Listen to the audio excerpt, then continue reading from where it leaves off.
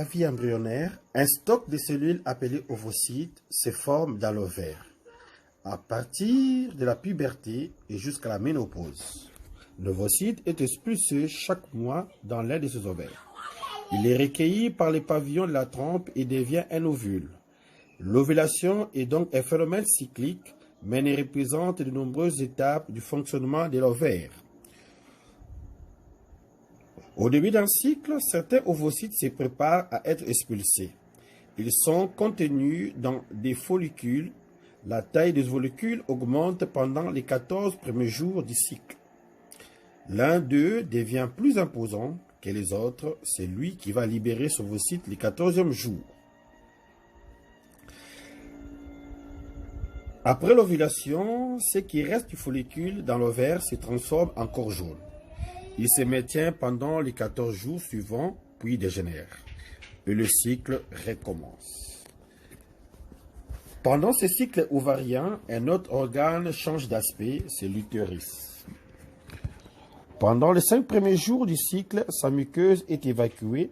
Ce sont les règles ou menstruations. Cette muqueuse se reconstitue durant les 9 jours suivants, période au cours de laquelle sa taille augmente. Après l'ovulation et pendant les 14 derniers jours du cycle, la muqueuse change d'aspect. Elle forme une dentelle utérine très vascularisée.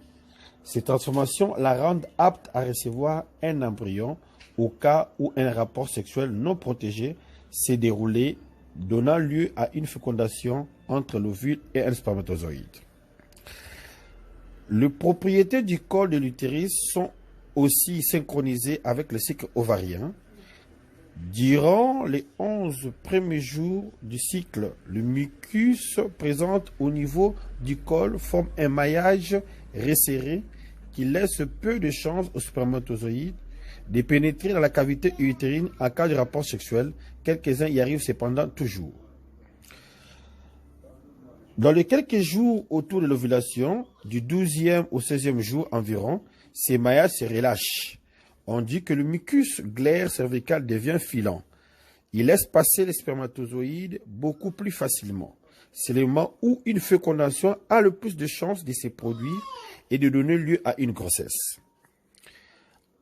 En fin des cycles, le maillage se resserre et la cavité utérine est à nouveau moins accessible. Le synchronisme des cycles ovariens et utérins ne doit rien au hasard. L'ovaire, au cours du cycle, sécrète en plus ou moins grande quantité deux hormones dans le sang qui vont agir sur l'utérus, les œstrogènes et la progestérone.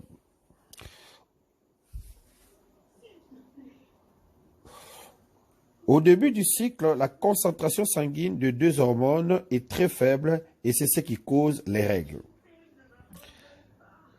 Les œstrogènes sont surtout sécrétés pendant les 9 jours suivants. L'utérus réagit alors en régénérant sa muqueuse avant les 14e jours. La concentration limitée en œstrogènes agit sur le col de l'utérus en induisant un maillage resserré après les 11e jours.